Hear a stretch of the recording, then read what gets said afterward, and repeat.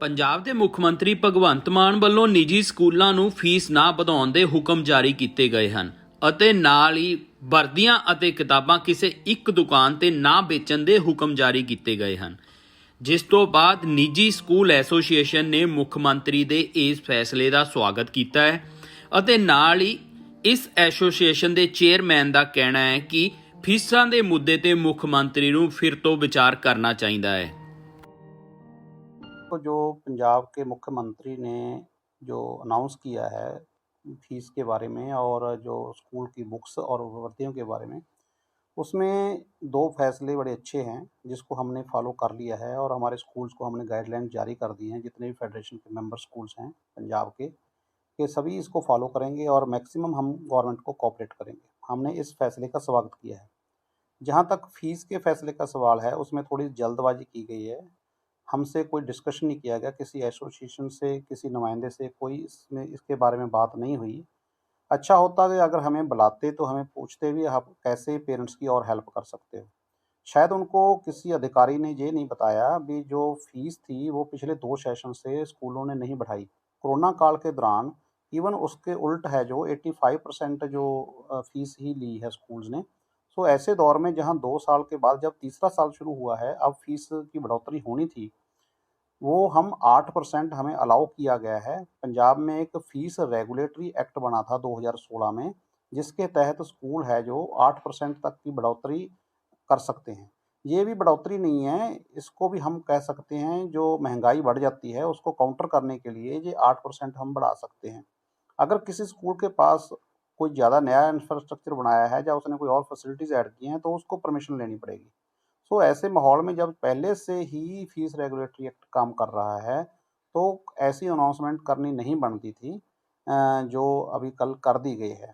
सो मैं समझता हूँ ये फैसला जो हमें भरोसे में लेकर हमारे से डिस्कस करके फिर होना चाहिए था। तो देखो ये सही फैसला है, ऐसा नहीं होना चाहिए, हर जगह उपलब्ध होनी चाहिए। उसके लिए स्कूल्स को लिस्ट है जो वो वेबसाइट पर भी डालनी चाहिए। वो हमने निर्देश दिए हैं, इसको और हम सख्ती से लागू करेंगे। तो इसमें हम कोई भी गवर्नमेंट को कंप्लेंट नहीं आने देंगे।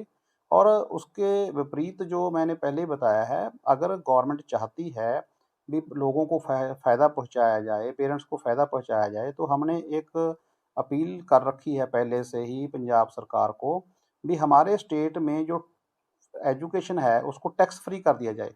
हमारे जो स्कूल पर बसेज़ हैं, स्कूल की बसेज़ हैं, उस पर जो टैक्स लगता है वो माफ़ कर दिया जाए। इलेक्ट्रिसिटी चार्जेज़ हैं वो कमर्शियल से डोमेस्टिक कर दिए जाएँ और अलग-अलग तरह के प्रॉपर्टी टैक्स है, हाउस टैक्स, वो सब माफ़ कर दिए जाएँ और उसका सारा बेनिफिट संस्था को ना देकर पेरेंट्स को दिया जाए। हम लिखती तौर पर ये गवर्नमेंट को देने को तैयार हैं भी अगर गवर्नमेंट पंजाब में टैक्स फ्री एजुकेशन कर देती है तो उसका सारा बेनिफिट हम पेरेंट्स को देंगे। तो इस तरीके से ही ज़्यादा पेरेंट्स को जो फ़ायदा मिल सकता है। और उसके साथ ही राइट टू एजुकेशन एक्ट है जो, जिसके तहत सरकार जो है वो प्राइवेट संस्थाओं को कह सकती है कि आप 25% इकोनॉमिकल वीकर स्टूडेंट्स हैं उनको आप फ्री में पढ़ाओ। हम उसके लिए तैयार हैं, लेकिन उसकी फ़ीस है जो वो गवर्नमेंट ने अदा करनी होती है, जैसे वो दिल्ली में पहले से ही कर रहे हैं। दिल्ली में राइट टू एजुकेशन के तहत जो कमज़ोर आर्थिक तौर पर कमज़ोर विद्यार्थी हैं, उनको स्कूलों में प्राइवेट संस्थानों में फ्री पढ़ाया जा रहा है। उसके जो 2600 के करीब जो रुपए पर मंथ हैं जो, वो स्कूल्स को दिए जा रहे हैं। तो अगर सरकार असल में चाहती है भी जो फ़ायदा है वो पेरेंट्स को मिले, तो ऐसी पॉलिसी लानी चाहिए जिसका जो फ़ायदा पेरेंट्स को रियल में मिल सके। जो अभी अनाउंसमेंट हुई है इससे क्या होगा, इसमें कॉन्फ्लिक्ट पैदा हो जाएगा। पहले 2 साल कांग्रेस सरकार में पेरेंट्स और स्कूल मैनेजमेंट के विचकार टकराव का माहौल पैदा हो गया था। अब इस ऐसी अनाउंसमेंट से फिर से वही पोजीशन हो जाएगी, क्योंकि स्कूल वाले मानते हैं कि हमने 2 साल से 3 साल से कोई बढ़ोतरी नहीं की है, महंगाई इतनी बढ़ गई है, डीजल 64 रुपये से 100 रुपये तक पहुंच गया है, हर एक मटेरियल महंगा हो गया है, तो सैलरीज बढ़ रही हैं, इंक्रीमेंट बढ़ रहे हैं।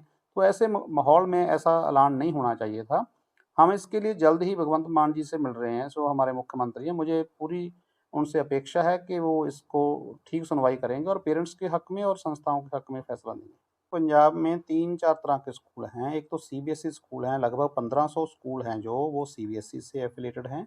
5400 के करीब हैं जो पंजाब स्कूल एजुकेशन बोर्ड से हैं और कुछ 1500 से लेकर 2300 तक की गिनती है जो एसोसिएटेड स्कूल्स की है। लगभग कह सकते हैं पंजाब में 9000 स्कूल हैं, जिसमें पंजाब के कुल बच्चों का 55% बच्चे जो हैं वो प्राइवेट संस्थानों में पढ़ते हैं। देखिए, अब गवर्नमेंट खुद बोल रही है, कह रही है भी हम सरकारी संस्थाओं को प्राइवेट जैसी बनाएँगे। इसका मतलब ये तो है, वो मानते हैं भी जहाँ पर क्वालिटी एजुकेशन है, जहाँ पर इंफ्रास्ट्रक्चर अच्छा है, जहाँ पर खेल सुविधाएँ अच्छी हैं, तो हर चीज़ अच्छी है, तो वो हमारे जैसा बनना चाहते हैं। लेकिन एक सरकारी स्कूल में जो बच्चा पढ़ रहा है, उस पर 5400 रुपीज़ सरकार का 1 महीने का खर्च आ रहा है। तो जो हमारे प्राइवेट संस्थान हैं, इसमें से 80% जो स्कूल हैं, उनकी फ़ीस जो मंथली है वो मैक्सिमम ₹1500 बनती है। 500 से शुरू होकर ₹1500 तक पंजाब के 80% स्कूल हैं वो फ़ीस लेते हैं 1 महीने की। इतनी सस्ती एजुकेशन और इतनी क्वालिटी वाली एजुकेशन देश के किसी और हिस्से में नहीं है। जब दिल्ली की बात करते हैं जी, दिल्ली का मॉडल बिल्कुल डिफरेंट है। दिल्ली में जो प्राइवेट संस्थान है, उनको सरकार ने फ्री में लैंड दी हुई है ₹1 महीने के हिसाब से। लेकिन पंजाब में बिल्कुल डिफरेंट माहौल है, जहाँ पर लोगों ने जो चैरिटेबल ऑर्गेनाइजेशन बनाई है, इकट्ठे होकर खुद ज़मीन जो है वो परचेज़ कर कर फिर संस्थान खड़े किए हैं। तो मुझे लगता है जो संस्थाएँ 55% योगदान दे रही हैं, हमारे पास 5 लाख परिवार हैं जो रोज़गार ले रखा है उन्होंने, तो ऐसे माहौल को ठीक-ठाक चलाना चाहिए, मैं तो ये समझता हूँ। का कोई आमदनी तो किसी ने करनी नहीं होती, जो चैरिटेबल ऑर्गेनाइज़ेशन होती हैं, लेकिन अगर ये फैसला इम्प्लीमेंट हो जाता है, पहले से ही कोरोना की मार में 30% स्कूल आ चुके हैं, अगर ये इम्प्लीमेंट हो गया तो मैं दावा के साथ कह सकता हूँ कि 30% स्कूल पंजाब के जो गाँव में हैं, विलेजेज़ में हैं, इकोनॉमिकल मॉडल पर हैं, वो सारे बंद हो जाएँगे। जी।